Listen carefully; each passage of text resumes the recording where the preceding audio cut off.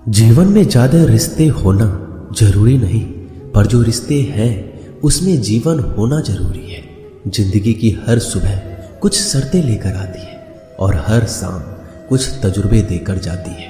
तूफान भी आना जरूरी है जिंदगी में, तब जाकर पता चलता है कौन हाथ छुड़ाकर भागता है और कौन हाथ पकड़कर। सोच का ही फर्क होता है, वरना समस्याएं आपको कमजोर नहीं बल्कि मजबूत बनाने आती है।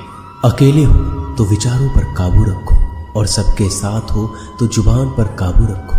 कोई भी रिश्ता अपनी मर्जी से नहीं जुड़ता, क्योंकि आपको कब कहां किससे मिलना है यह ऊपर वाला तय करता है। मान और सम्मान की लड़ाई में कभी अकेले रहना हो तो रह लेना, लेकिन किसी के सामने खुद को टूटने मत देना, क्योंकि जब खुद का सम्मान करोगे तभी दूसरों से सम्मान पाओगे। दिल साफ और मकसद सही हो तो यकीन रखो किसी न किसी रूप में ईश्वर आपकी मदद करते हैं। कभी भी किसी पे आंख बंद करके भरोसा ना करें, क्योंकि दुनिया इतनी भी अच्छी नहीं है कि आपके भरोसे को कायम रख सके। खत्म तो सब धीरे धीरे होता है, बस पता अचानक लगता है। मुश्किल वक्त दुनिया का सबसे बड़ा जादूगर है, क्योंकि वह एक पल में आपके चाहने वालों के चेहरे से नकाब हटा देता है। गलती जीवन का एक पन्ना है, लेकिन रिश्ता पूरी किताब है।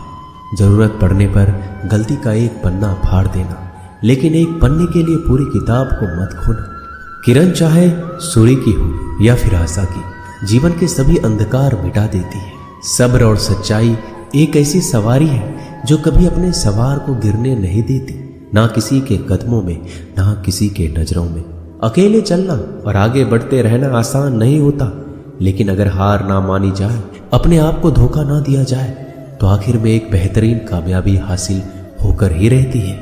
अकेले चलना बहुत मुश्किल होता है, बहुत ही ज्यादा मुश्किल, लेकिन अकेले उठाया हुआ हर एक कदम तुम्हारे इरादों को मजबूत बनाता है, तुम्हारे व्यक्तित्व को निखारता है। श्री कृष्ण कहते हैं, हर वो इंसान जो अपनी लड़ाई अकेले लड़ रहा है, अपना रास्ता अकेले तय कर रहा है, लोगों की कड़वी और चुभती हुई बातों को अकेले सह रहा है, बस अपने रास्ते पर चलते रहो और आगे बढ़ते रहो। मैं तुम्हारा साथ अवश्य दूंगा। जिंदगी कमाई दौलत से नहीं मापी जाती, अंतिम यात्रा की भीड़ बताती है कि कमाई कैसी थी। सत्य केवल उनके लिए कड़वा होता है जो लोग झूठ में रहने के आदी हो चुके हैं।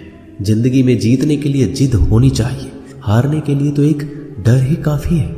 भरोसा रखिए, जब हम किसी का अच्छा कर रहे होते हैं तो हमारे लिए भी कुछ अच्छा हो रहा होता है। सही फैसला लेना काबिलियत नहीं है, फैसला लेकर उसे सही साबित करना काबिलियत है। जैसे उबलते पानी में परछाई कभी नहीं दिखती, ठीक उसी प्रकार परेशान मन में भी समाधान नहीं दिखते। शांत होकर देखिए, सभी समस्याओं का हल मिल जाएगा। संसार में कोई भी मनुष्य सर्वगुण संपन्न नहीं होता, इसलिए कुछ कमियों को नजरअंदाज कर रिश्ते बनाए रखिए। जब किसी को किसी से रिश्ता खत्म करना होता है तो सबसे पहले वो अपनी जुबान की मिठास खत्म कर देता है। आंखों में नींद बहुत है पर सोना नहीं है, यही समय है कुछ करने का, इसे खोना नहीं है। श्री कृष्ण कहते हैं, ना किसी के अभाव में जियो, ना किसी के प्रभाव में जियो। यह जिंदगी है आपकी, अपने स्वभाव में जियो। रिश्ते को इस तरह से बचा लिया करो, कभी मान जाया करो, कभी मना लिया करो। मौन रहना एक साधना है और सोच समझकर बोलना एक कला। जो व्यक्ति स्पष्ट, साफ और सीधी बात बोलता है, उसकी वाणी तीव्र एवं कठोर जरूर होती है, लेकिन ऐसा व्यक्ति कभी किसी को धोखा नहीं देता। जो प्राप्त है वही पर्याप्त है। इन दो शब्दों में सुख बेहिसाब है। कर्म बहुत ध्यान से कीजिए, क्योंकि ना तो किसी की दुआ खाली जाती है, ना किसी की बद्दुआ। कभी याद रखना कि अगर ये दुनिया भेड़ियों का एक जंगल है तो तुम उन भेड़ियों के राजा हो। कहते हैं कि शिकार की तलाश में निकला भेड़िया उन भेड़ियों से ज्यादा भूखा होता है जिन्होंने अपने शिकार को पा लिया हो। तो तुम्हें बस इसी भेड़िए की तरह बनना है जो अपने शिकार की तलाश में भूखा हो। उसका दिमाग तेजी से काम कर रहा हो कि भूख कैसे मिटाया जाए, और ये भूख है कामयाबी की, दूसरों से कुछ अलग कर दिखाने की भूख। लोगों की निंदा से परेशान होकर रास्ता ना बदलना, क्योंकि सफलता शर्म से नहीं, साहस से मिलती है। जीवन में आपको रोकने टोकने वाला कोई है तो उसका एहसान मानिए, क्योंकि जिन बागों में माली नहीं होते वह बाग जल्दी उजड़ जाते हैं। जो लोग मन में उतरते हैं उन्हें संभाल कर रखिए, जो लोग मन से उतरते हैं उनसे संभल कर रहिए।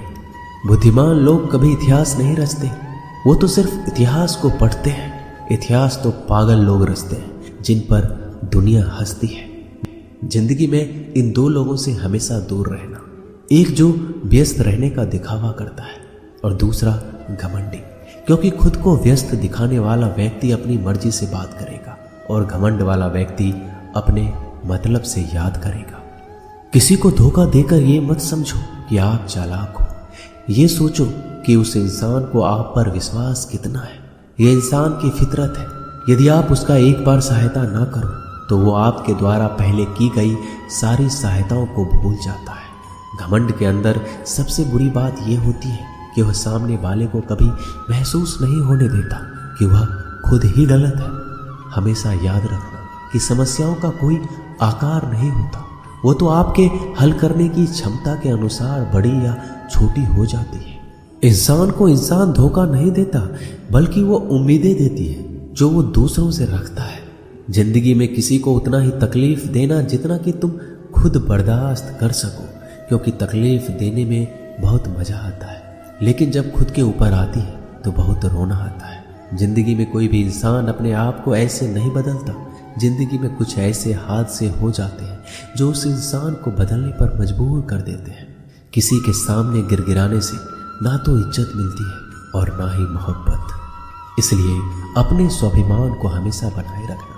यदि आप में काबिलियत होगी तो वह खुद चलकर आपके सामने आएगा। नाराज मत होना कभी ये सोचकर कि काम मेरा और नाम किसी का हो रहा है।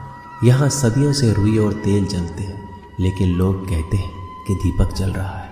यदि आपके सपने बड़े हैं तो फिर आपके संघर्ष कैसे छोटे हो सकते हैं। यदि कोई आपका विश्वास तोड़ता है तो आप उसका धन्यवाद करना, क्योंकि वही आपको सिखाता है कि विश्वास किसी पर बहुत ही सोच समझ कर करना चाहिए। यह इंसान बहुत ही खुदगर्ज है। जब किसी को पसंद करता है तो उसकी बुराई नहीं देखता, और जब किसी को नापसंद करता है तो उसकी अच्छाई नहीं देखता। जो दोगे वही लौट कर आएगा, फिर चाहे वह इज्जत हो या धोखा।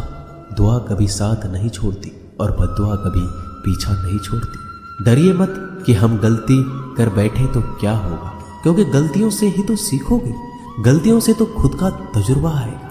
हारेंगे तो सीखेंगे और जीतेंगे तो सिखाएंगे।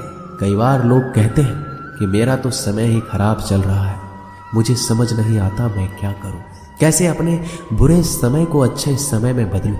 सच तो ये है, आपको एक चीज जो बुरे समय में जरूर करनी चाहिए और बहुत से लोग ये चीज करना छोड़ देते हैं। चलिए इसे समझते हैं इस कहानी के माध्यम से। एक बार एक बहुत ही गरीब किसान था। वह गरीब था, मेहनती था, खुश था। वह रोज सुबह उठकर भगवान से केवल 10 मिनट मंदिर में जाकर भगवान के आगे हाथ जोड़कर प्रार्थना करता था। उस किसान की पत्नी भी हर रोज किसान के साथ मंदिर जाती। प्रार्थना करके वो सारा दिन अपने खेतों में काम करता। उसका जीवन बहुत ही अच्छा चल रहा था। अपनी मेहनत की कमाई से वो कुछ ज़्यादा नहीं कमा पाता था, लेकिन फिर भी जितना कमाता था उसमें से कुछ पैसे लोगों की भलाई में लगा देता था। एक बार उनके गांव में एक बीमारी फैल गई। किसान का इकलौता लड़का बहुत बीमार हो गया। किसान के गांव में इस बीमारी के इलाज के लिए कोई अच्छा डॉक्टर नहीं था। पास के शहर में उस लड़के को ले जाया गया। शहर के इस अस्पताल का इलाज बहुत ही महंगा था। उस बेचारे किसान के लिए अस्पताल की डॉक्टर की फीस, दवाइयों का खर्चा आदि दे पाना बहुत मुश्किल था। किसान दिन प्रतिदिन हिम्मत हारता जा रहा था। एक दिन अस्पताल में बैठे बैठे वो इतना हताश हो गया कि वह जोर जोर से रोने लगा और कहने लगा, पता नहीं किस चीज का बदला ले रहे हैं भगवान।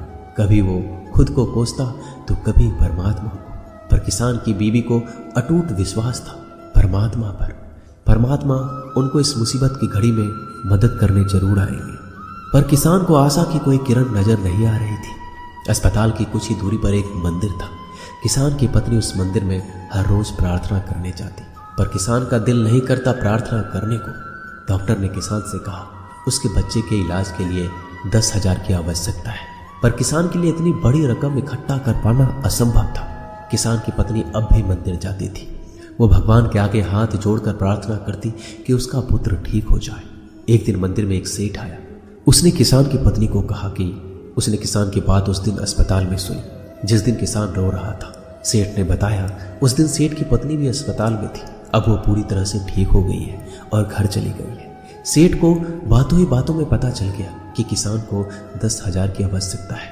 तो सेठ ने तुरंत अपने जेब से पैसे निकाल कर देते हुए कहा कि उसके पास इस समय 10,000 ही है और वो रख ले। साथ में सेठ जी ने कागज पर अपना पता लिखते हुए कहा, अगर आपको और पैसों की आवश्यकता हो तो बेहिचक मांग लेना। महिला ने उत्तर दिया, इस कागज की कोई आवश्यकता नहीं है। वह जानती है कि ये पैसे किसने भिजवाए हैं और जिसने उसे ये पैसे दिए हैं वो परमात्मा उसका हमेशा ख्याल रखेंगे। दोस्तों, कहते हैं अटूट विश्वास ये सबसे जरूरी चीज है जो हम लोग अक्सर खो देते हैं अपने बुरे वक्त में। जो उस औरत ने नहीं खोया, उसने तो सेठ का पता लिखा हुआ कागज भी नहीं पकड़ा। वह जानती है कि परमात्मा उनके साथ है, श्री कृष्ण सदैव उनके साथ है।